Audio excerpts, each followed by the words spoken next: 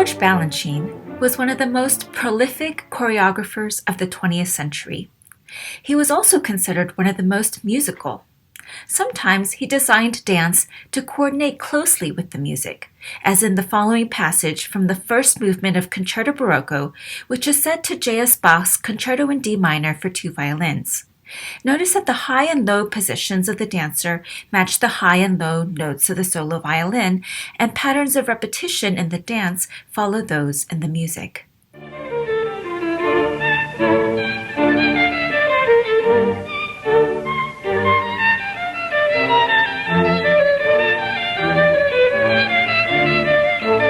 If you didn't catch that, here it is again at a slower speed, with a music-based transcription of the dance. Down, up, down, up, down, up, down, jump, down, up, down, up, down, up, down, jump, down, up, down, switch, down, up, down, switch, down, up, down, switch, smooth turn. This passage shows dance that follows the music closely. At other times, however, Balanchine choreographed movements that seem to conflict with the music.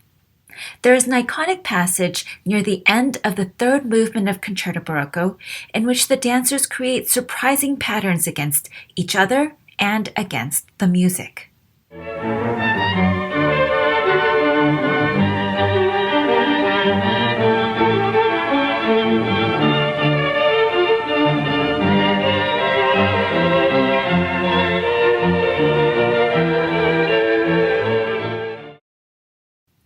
To me, the choreography brings a sense of fun into a moment in which the music is quite intense.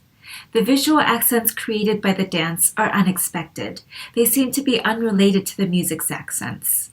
In this video, I'm going to show you how these visual accents combine with the music to make Bach look jazzy. Balanchine is working with music that Bach wrote in 3/4 meter. It's counted like this. 1 and 2 and 3 and 1 and 2 and 3 and 1 and 2 and 3 and 1 and 2 and 3 and represent 6/8 notes to the measure 1, 2, 3, 4, 5, 6.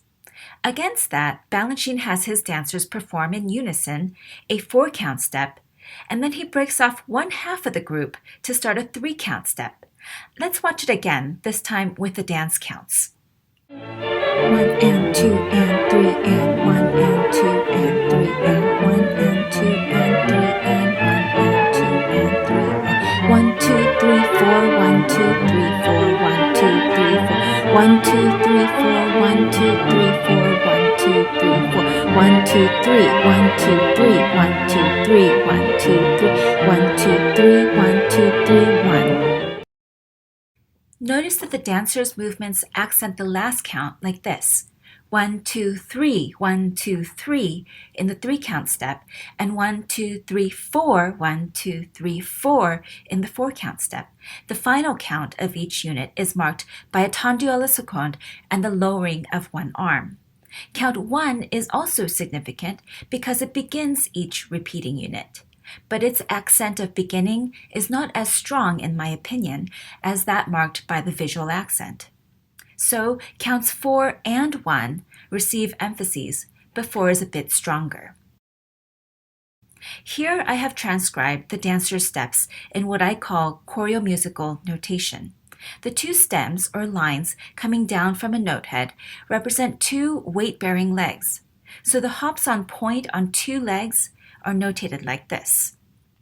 The tendu à la seconde is on the left leg at first, and then on the right, and then again on the left.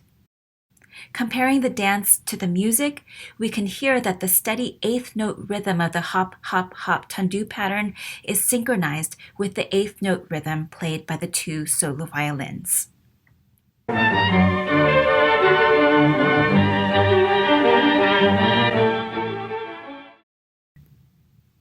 You can also see the pattern of high, high, high, low, going from hops on pointe to tendu à la seconde in demi-plie.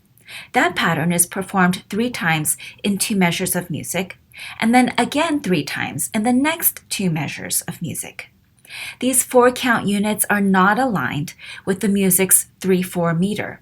You can see that they cross over the music's bar line.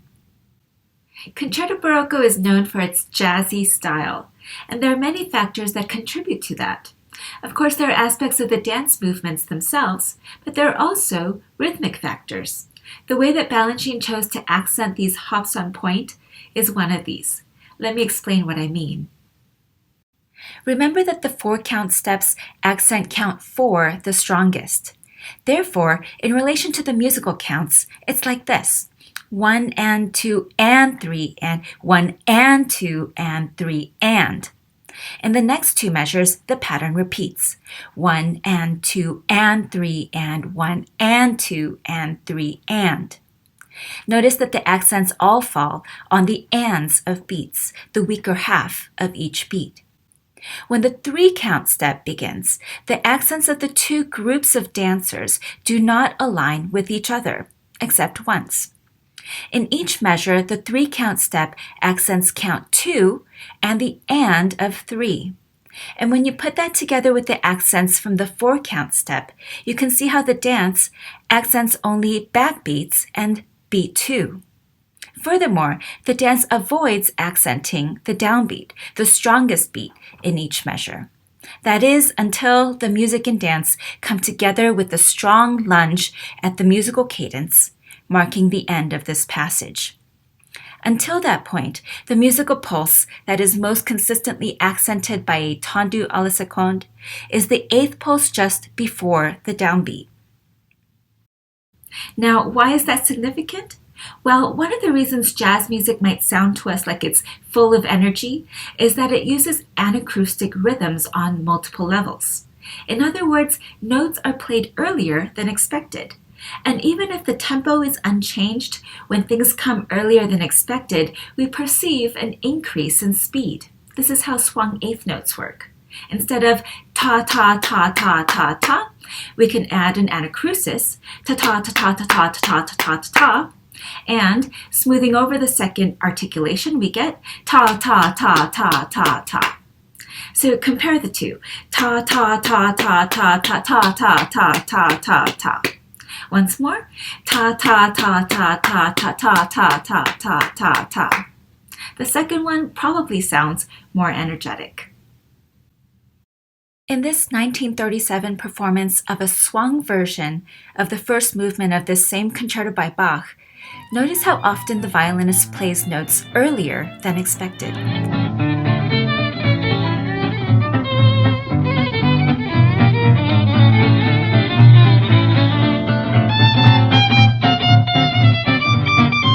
These kinds of performances were called swinging the classics. In a way, Balanchine was swinging Bach's music too, through the way he had the dance interact with the music. Balanchine's steps add a jazzy visual rhythm to Bach's music. So far, I've been talking about how the 4 and 3 count steps relate to each other and to the music to which they are performed. But I believe that Balanchine's choreography not only adds visual rhythms to Bach's score, but also derives from it. In this case, the dance seems to derive in part from a pattern in the music that comes right before the hops on pointe begin. It is a pattern that Bach uses many times throughout this movement, just not at this particular moment during Balanchine's hops. Let me explain. Let's look at the musical score at the point just before those hops. This passage has a 4-count pattern in the violin and viola parts. It's a pattern that emphasizes the 4 and the 1. 4 and 1, rest, rest, 4 and 1, rest, rest. Just like Balanchine's hops accent both 4 and 1. Moreover, the 4-count pattern does not align with the prevailing 3/4 meter, which has 6 counts per measure. The accents that begin each unit keep shifting, like this: 1 and 2, and a 3 and 1, and a 2 and 3, and a 1, and so forth. This is very similar to the way the 4-count dance unit relates to the music. Bach's 4 and 1 pattern occurs repeatedly throughout this movement, including at the very beginning. It contributes to the overall energy, in part because of the way it conflicts with the meter, thus creating a grouping dissonance or hemiola. 4 and 1, 4 and 1, 4 and 1, 4 and 1, 4 and 1, 4 and 1.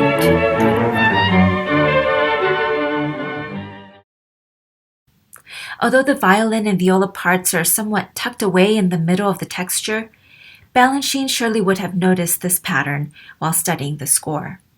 I'll call this musical pattern Bach's fours. Bach's fours occur 6 times over 4 measures of 6 counts each. When the pattern ends in Bach's score, Balanchine immediately echoes it with his 4-count hops performed 6 times. In other words, the accents of the 4-count hops appear at odds with the music that is heard simultaneously, but they are a choreographic echo of a musical pattern heard just before the dancers perform them. The dance, therefore, seems to point to this significant but somewhat hidden musical pattern by bringing it to the viewer's attention. In this way, Balanchine's choreography may influence viewers to hear Bach in a new way. I'll show this passage again and count along first with Bach's fours and then with its choreographic echo in Balanchine's fours. 4 and 1, 2, 3, 4 and 1, 2, 3, 4 and 1, 2, 3, 4 and 1, 2, 3, 4 and 1, 2, 3, 4 and 1, 2, 3, 1, 2, 3, 4, 1, 2, 3, 4, 1, 2, 3, 1, 2, 3, 4, 1, 2, 3, 4, 1, 2, 3, 4. Jacques d'Amboise recalls in his memoir, Balanchine used to suck the thumb of delight looking at the choreography, exclaiming to me, "See the rhythms of the steps for the corps de ballet, syncopated, and the patterns they move in are playing with the harmonies in the music. It is so interesting." Upon hearing Balanchine's statement, d'Amboise notes, "I nodded, smiled, and acted as if I knew what he was talking about."